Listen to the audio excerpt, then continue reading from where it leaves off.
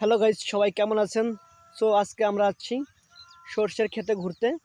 দেখেন প্রচুর সর্ষে, আর চারদিকের দৃশ্যটা দেখেন। পাশেই নদীর পার, অস্থির সর্ষের ফুল চারদিকে। এটা শুধু গ্রামেই মানুষ উপভোগ করতে পারবে। আসলে গ্রামে না থাকলে বোঝা যায় না ফসল, মাঠ এবং চারপাশের দৃশ্য। চারদিকে শুধু সর্ষে আর সর্ষে।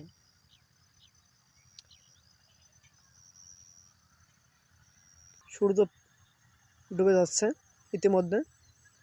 পুরো সন্ধ্যাবেলায় আইছি আমরা ঘুরতে। আর পাশের নদীটা একটু আপনাকে দেখাবো। দেখেন বন্ধুরা, এই যে সেই নদী যা গোপালগঞ্জ এবং নড়াইল সীমান্তে।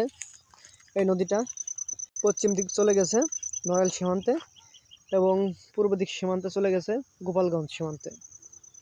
সো গাইস, ভিডিওটা ভালো লাগলে অবশ্যই লাইক, কমেন্ট, শেয়ার সাথে থাকবেন।